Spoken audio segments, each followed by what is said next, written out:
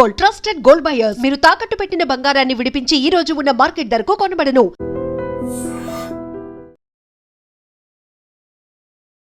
నమస్తే, welcome to I dream. నేను వలి. ప్రస్తుతం స్టూడియోలో ఉన్నారు అంతర్జాతీయ వ్యవహారాల నిపుణులు డాక్టర్ రమేష్ కన్నగంటి గారు. సార్తో మాట్లాడదాం. నమస్తే వలి గారు.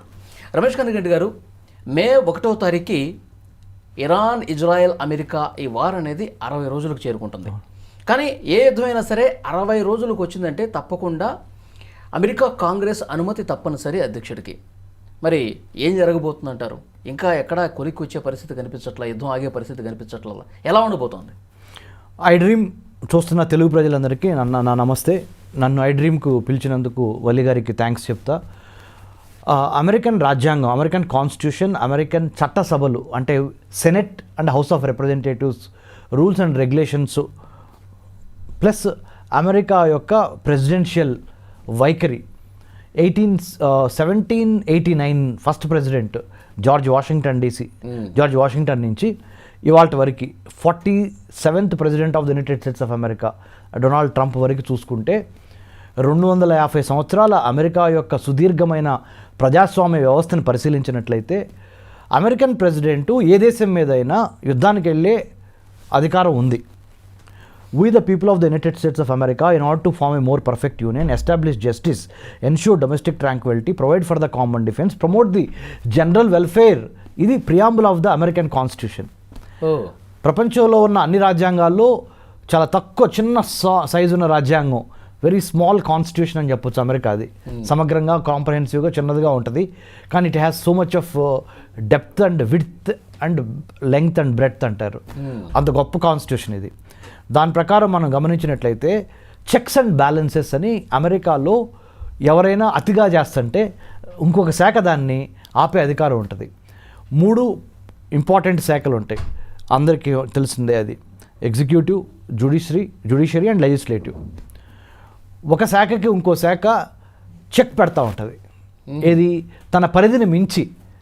ఓకే, ప్రజాస్వామ్యంలో జ్యుడిషియరీ తన పరిధిని మించి ఓవర్గా యాక్ట్ చేస్తున్నప్పుడు ఎగ్జిక్యూటివ్, లెజిస్లేటివ్ జ్యుడిషియరీని కంట్రోల్ చేయటం, లేదా ఎగ్జిక్యూటివ్ అంటే president of the United states of America పరిధిని మించి ప్రవర్తిస్తుంటే ఏదర్ జ్యుడిషియరీ ఆర్ లెజిస్లేటివ్ అంటే కలిసి అతన్ని చెక్ పెడతాం. అట్లానే లెజిస్లేటివ్ ఏమైనా ఎక్కువ చేస్తుంటే దానికి సంబంధించి జ్యుడిషియరీ తన ప్రొనౌన్స్మెంట్స్ ద్వారా దానికి ఇంటర్ప్రిటేషన్స్ ఇవ్వటం, కంట్రోల్ చేయటం. ఈ చెక్స్ అండ్ బ్యాలెన్సెస్ అమెరికాలో చాలా బాగా వర్కౌట్ అవుద్ది. దాని ప్రకారం చూసుకున్నప్పుడు 60 రోజులు మీరు అన్నట్టుగా ఫిబ్రవరి 28, 2026 స్టార్ట్ అయిన అమెరికా, ఇజ్రాయెల్ కలిసి ఇరాన్ మీద చేసిన యుద్ధానికి సంబంధించి మే 1, 2026కి 60 రోజులు పూర్తవుద్ది. 60 రోజుల తర్వాత అమెరికన్ ప్రెసిడెంట్కి ఆ అధికారం ఉందా, ఆ పవర్ ఉందా? Does he have the power to sustain the war or to continue the war? యుద్ధాన్ని కొనసాగించే నైతిక హక్కుతో పాటు లీగల్గా, న్యాయపరంగా, చట్టపరంగా అతనికి అవకాశం ఉందా అన్నప్పుడు 2 రకాల ఇంటర్ప్రిటేషన్స్ ఉన్నాయి. ఒకటి, 2 నెలల తర్వాత ఆయన ఇంకొక నెలకి అనుమతి తీసుకునే అవకాశం ఉంది, కాంగ్రెస్ అనుమతి. లేదా ఈ 2 monthsలో యుద్ధంలో జరుగుతున్న నష్టాలని కాంగ్రెస్కి వివరించి, అంటే హౌస్ ఆఫ్ రిప్రజెంటేటివ్స్కి దిగువ సభ, సెనెట్ అంటే ఎగువ సభ, ఈ రెండింటికి వివరించి, ఆ సభ్యులకి వివరించి, ఇదిగో మనం కనుక యుద్ధంలో నుంచి కంటిన్యూ అవుతే వచ్చే లాభాలు ఇవి, యుద్ధంలో నుంచి విరమించుకుంటూ వచ్చే నష్టాలు ఇవి, వీటి దృష్ట్యా మిమ్మల్ని నేను కోరుతున్నాను, ఇంకొక 1 month నాకు టైం ఇవ్వండి అని ఇలా ఆయన చెప్పే అవకాశం ఆయనకు ఉంది ప్రెసిడెంట్కి. నెంబర్ 1. ఇంకొకటి, ఆయన ఈసారి ఏకఛత్రాధిపత్యం ఉన్నట్టుగా మొనోపొలి ఆర్ మొనార్క్గా ఎవరో చెప్పకుండా డిక్లరేషన్ తీసేసుకొని ఇరాన్ని కొట్టేశాడు ఇజ్రాయెల్ యొక్క ఆ కనెక్షన్తో. కాబట్టి అతను ఇప్పుడు వార్ పవర్స్ యాక్ట్ అనే యాక్ట్ ఉంది అమెరికాలో. ఆ వార్ పవర్స్ యాక్ట్ ద్వారా 60 రోజులు ప్లస్ 30 రోజులు 90 రోజులు. సో మే 1 నుంచి జూన్ 1 వరకు తీసుకునే అవకాశం ఉంది.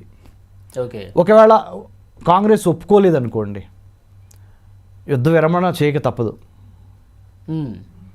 యుద్ధ విరమణ చేయమని డెమోక్రాట్స్ బాగా ఒత్తిడి తెస్తారు. రిపబ్లికన్ పార్టీకి సంబంధించిన డొనాల్డ్ ట్రంప్ మీద ఒత్తిడి తెస్తున్నారు, ప్రెసిడెంట్ మీద. రిపబ్లికన్ పార్టీలో కూడా కొంతమంది వార్ మంచిది కాదు, ఇక ఆపేద్దామనే భావనలో కొంతమంది ఉన్నారు. అవును. ఏదేమైనా ఇంగ్లీష్లో అంటారు Damocles sword hanging on the head అంటారు. కత్తి తల మీద ఏలాడుతుంది డొనాల్డ్ ట్రంప్కి. ఓ పక్కన షూటింగ్ అంటే మర్డర్ చేయాలనే, అసాసినేషన్ చేయాలి, చంపాలి అనే అంతర్గత అమెరికా పౌరుడే గన్ను తీసుకొని కాల్చే పరిస్థితి వచ్చింది. ఇంకో పక్కన సొంత పార్టీ రిపబ్లికన్ పార్టీలో కూడా ముసలం పుట్టింది. వద్దుకి వారు డెమోక్రాట్స్ ఎడిదిరిగి ఈ నూపురాన్ని అట్లా డొనాల్డ్ ట్రంప్ని వారు ఆపాలనే దాని మీదే ఉన్నారు వాళ్ళు. ఇవన్నీ కాకుండా ప్రపంచంలో 190 దేశాలు కూడా అమెరికా అధ్యక్షుడి మీద ఒత్తిడి తీసుకొస్తున్నాయి నైతికంగా. చూడండి, ఎక్కడో జరుగుతున్న వారికి ఎవరి మాట వినిపించుకోనటువంటి నైజం కదా డొనాల్డ్ ట్రంప్. అబ్సల్యూట్లీ ముందుకే పోతాడేమో. ఆ ముందుకే పోతే ఈ has to pay the heavy price. ఇప్పుడు ఆల్రెడీ చాలా ఇబ్బందుల్లో ఉన్నాడు. సో నాకు తెలిసి నేనేమనుకుంటున్నానంటే తప్పనిసరిగా ఇంకొక 30 రోజులు అనుమతి దొరుకుద్దని అనుకుంటున్నా. ఎందుకంటే ఆయన ఎక్స్ప్లెయిన్ చేస్తాడు యుద్ధాన్ని అసంబద్ధంగా ఆపితే వచ్చే నష్టాలు ఏంటి అనే దాని మీద. సో మనం వేచి చూడాలి. పరిస్థితి మట్టికి చాలా దయనీయంగా ఉంది. ఓకే. సో యుద్ధాన్ని విరమిస్తే మంచిది. యుద్ధం యొక్క సెగలు మన హైదరాబాద్ నగరంలోనూ పక్కన ఉన్న అమరావతి ఆంధ్రప్రదేశ్లోనూ పెట్రోల్ బంకుల దగ్గర నో స్టాక్ బోర్డులు పెట్టే పరిస్థితికి వచ్చింది. ఒక 3 దేశాలు యుద్ధంలో దిగితే 190 దేశాలు మనం అందరం అవును ఎఫెక్ట్ అవుతున్నాం చాలా దారుణంగా. కాబట్టి శాంతి చాలా ఇంపార్టెంట్. యుద్ధం ఆగాలి.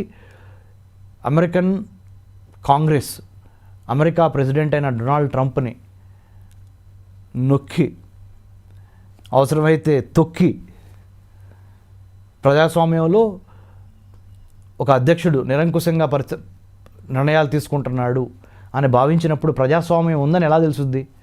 ప్రజల చేత, ప్రజల కొరకు, ప్రజలచే పరిపాలించబడే ప్రజాస్వామ్యాన్ని, democracy for the people, by the people, of the people అనేది అమెరికా ఇప్పుడు మాటల ద్వారా కాదు చేతల ద్వారా American house of representatives, American senate అవసరమైతే ట్రంప్కి మొట్టికాయలు వేసైనా సరే యుద్ధాన్ని ఆపితే మంచిది. మీ యొక్క అహం కోసం ఇరాన్ వర్సెస్ అమెరికా, నేనెంత, వాడెంత, వీడెంత, ఇజ్రాయిల్ నువ్వెంత, ఈ అహం కోసం 190 దేశాల్లో ఉన్న 700 కోట్ల మంది ప్రజల యొక్క మనశ్శాంతిని, ఆర్థిక శక్తిని, పర్యావరణాన్ని, మానవ హక్కుల్ని ఉల్లంఘించటం ఎంతవరకు సమంజసం? సార్, ట్రంప్ నేను అమెరికా అధ్యక్షుడిని, నాకు విచక్షణ అధికారాలు ఉంటాయి అని చెప్పి నేను ఎవడి మాట వినను, ఎవడు చెప్పినా నేను వినాల్సినటువంటి అవసరం లేదు, నేను ముందుకే పోతాననే ఆ ఉద్దేశంతోనే ఉంటాడేమో సార్ బహుశా. ఆయనకి నాకు అధికారాలు విచక్షణారహితంగా ఉన్నాయి కాబట్టి ఏమంటారు, అంతే కదా? అదే మైండ్ సెట్తో ఉన్నాడు. ఆ మైండ్ సెట్ మంచిది కాదు. Our attitude determines our altitude in life అంటారు. అంటే అర్థం ఏంటంటే మనం ఎటువంటి బట్టలు వేసుకున్నాం అన్నది కాదు, ఎటువంటి దృక్పథం కలిగి ఉన్నాము, మనం మిగతా వాళ్ళతో ఏ విధంగా మనం ప్రవర్తిస్తున్నాము అనేది, దాన్ని బట్టి మన ఎత్తు, జీవితంలో ఎదిగే ఎత్తుకి దీనికి సంబంధం ఉంది. కాబట్టి డొనాల్డ్ ట్రంప్ మహా అయితే ఇంకొక 2 years. కాబట్టి ఇప్పటికే నిజాన్ని గ్రహించి శాంతి చేసి యుద్ధాన్ని ఆపి ఉంటే మంచిది. నెక్స్ట్ ఏం జరగబోతుందో చూద్దాం sir. Thank you very much. జై హింద్ సార్.